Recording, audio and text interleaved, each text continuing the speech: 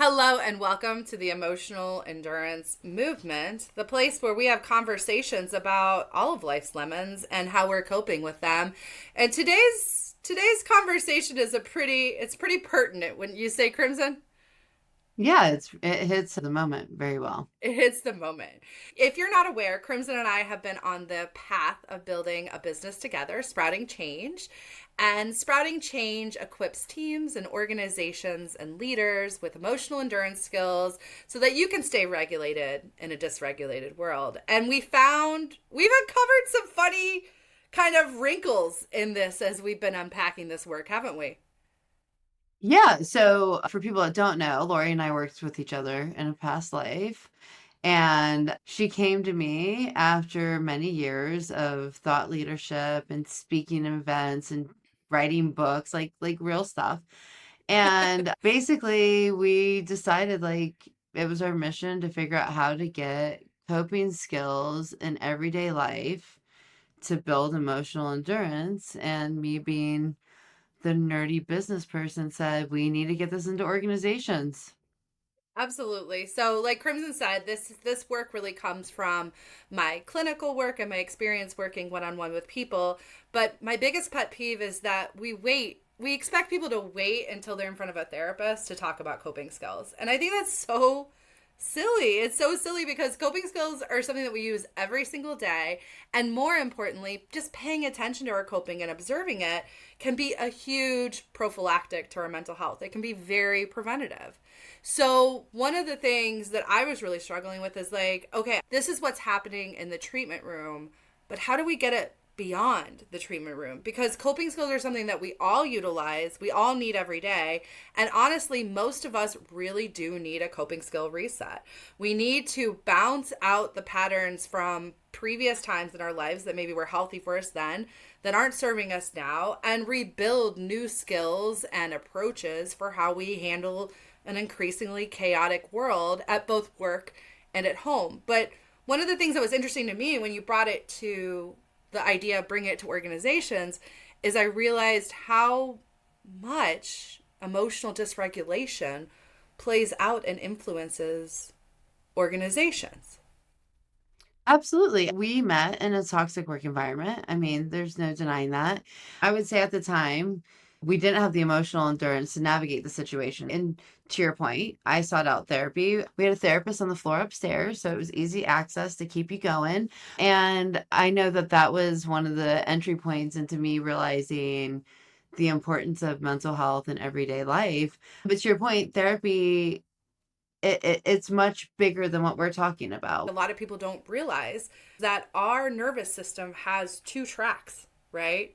It's got the track of regulation, where we're much more able to respond, to digest difficult information, to strategize, to take care of ourselves and our relationships. And then we've got the other track of dysregulation. And dysregulation is damaging not only to the individual who's experiencing it, but also ripples through their relationships, their community, their colleagues. And that's why emotional dysregulation in general is something that we should all be thinking about and paying attention to.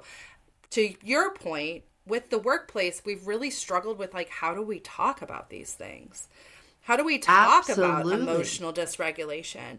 And by not being able to talk about it, that's why we have worse. I mean, and I think that's why I went organizationally. Like when you're at work and shit hits the ceiling, you have to solve the problem. Life's no different. I think we have less boundaries in the workplace and in the home right now about how we regulate ourselves.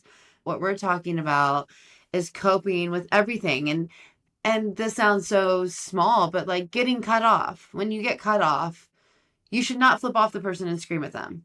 That that is Oh, not you mean in a driving? Like if you're driving yes, down if the you're road? driving and someone cuts you off and you like lose your shit, you don't feel good about yourself after that. You know that that's not a healthy moment and all of that it tears you down. And so I think that this idea that when you came to me, I kind of envisioned what if we lived in this utopia where everyone was emotionally regulated. And I don't mean in that toxic positivity way, like bad shit isn't happening, but generationally we have people ready to show up as their best selves where they are regulated. And the Mhm. idea of helping people get there does make me think of this wonderful utopia where, you get cut off and you're like, oof, like that sucked. And you take a deep breath and you move on. And it's not just throwing Yeah. off your whole day. I love that idea. I love imagining what would it be like if everybody was emotionally regulated, if everybody had the skills to be emotionally regulated. And to be clear, we don't expect that. We don't expect perfection in this space, but what we're trying to bring to the conversation is just an awareness, because by observing it, you can change it. And your example about the person that cut you off while you're driving, that's such a good example, because that's emotional dysregulation. When you see somebody reacting in a very, verbally aggressive manner, that can cause a significant amount of tension and turmoil in a team and an organization. But this is not just emotional endurance, is not just for work. It's for so much more. And that's what we hope to show in these conversations and in our content, is how you can utilize the skill set of emotional endurance and conscious coping, which is what builds your emotional endurance, how you can utilize those in different domains, work and home. And one thing that's been really interesting to me as we've gotten into this is understanding, first of all, that emotional dysregulation certainly looks like people lashing out, but it also looks like people shutting down. It also looks like people moving into passive aggressive communication styles. It also looks like people ruminating, being unable to focus, unable to engage. And when we started really diving into that, I really started realizing how much emotional dysregulation was playing out in my life, in my home, in my relationships, to a point that it really has got me focused day to day on whether I'm showing up regulated, and if someone else is showing up dysregulated, what I'm doing to try and keep myself in a regulated spot. Because to your point, I like myself a lot better, and there's a lot less cleanup when I'm emotionally regulated. Isn't that the truth? The cleanup of being dysregulated is awful. This weekend, I had a moment and I was not my best self, and I couldn't break my cycle of just spinning. And I used one of your skills. I used the cold water. I literally jumped in a cold shower, which is like insane. And it worked. It's easy to minimize the small things we do and how those ladder up to a healthier life. And we hear it with our physical health: drink more water, get more sleep. And if you do all these things at the margin, it builds who you are and your overall health. And I think being consciously aware more, working with you than just as an average person, probably above average in terms of like I'm therapyized, if that's a word. But it really being consciously aware, it does change the game to a point that you feel more empowered to take on the challenges that you're facing each day.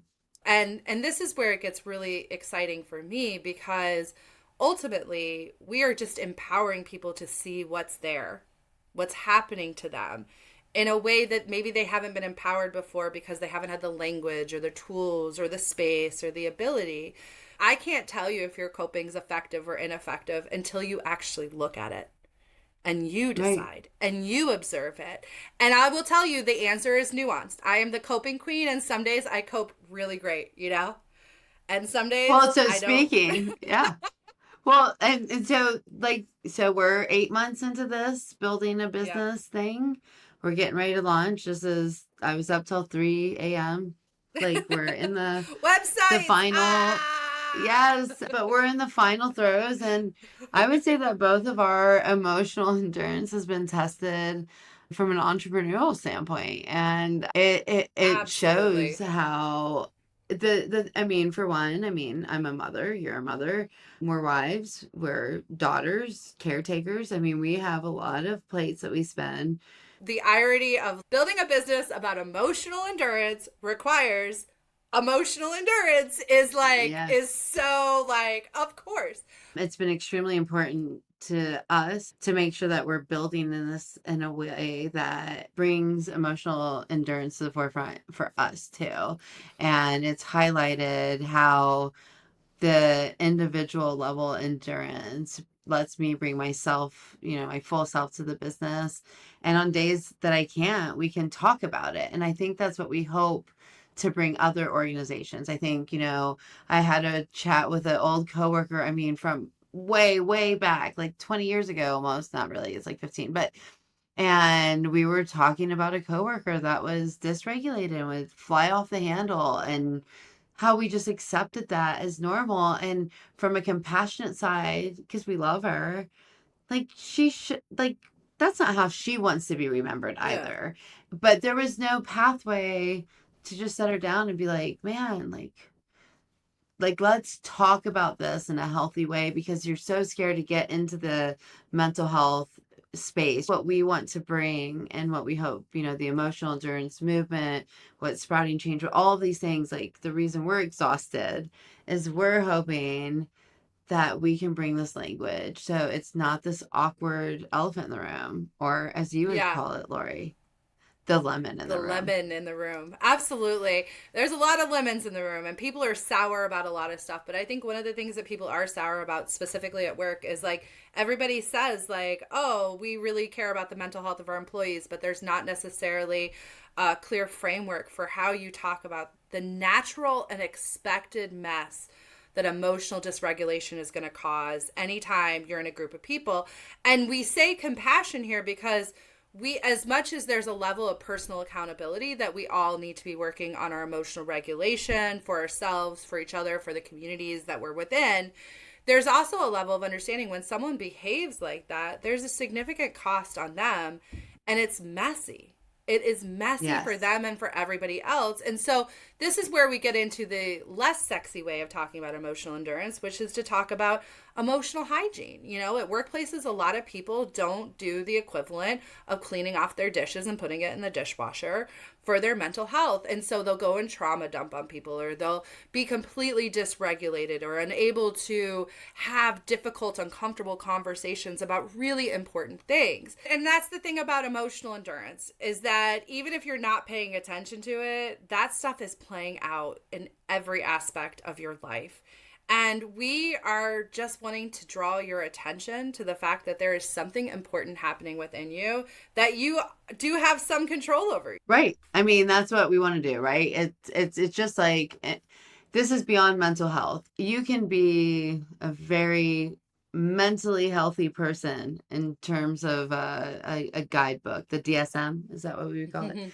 But this is really how we approach our lives with, what do we teach our children? The growth mindset, right? This is like the adult version of the growth mindset of like, we're going to face challenges. We can't stop that. And I'm here to say, once you hit 40, it just feels like it rains. Bam, It bam, bam, rains bam, bam. lemons. Yes.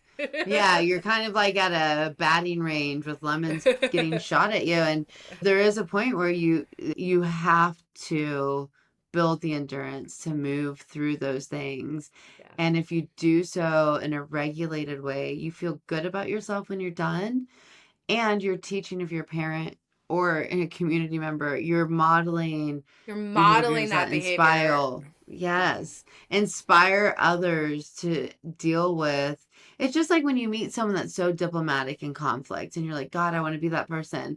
I think that's what the emotional endurance movement is. It's the people doing the work that can do that, that want everyone to do that, because it's not that they're special, it's that they're just doing the reps. So we're here to help you do the reps. 100%. Well, thank you so much for talking to me today. This is another great emotional endurance movement conversation. Make sure to like and Yep. subscribe to get more great coping content from us. And until next time, don't just cope, consciously cope. Peace out.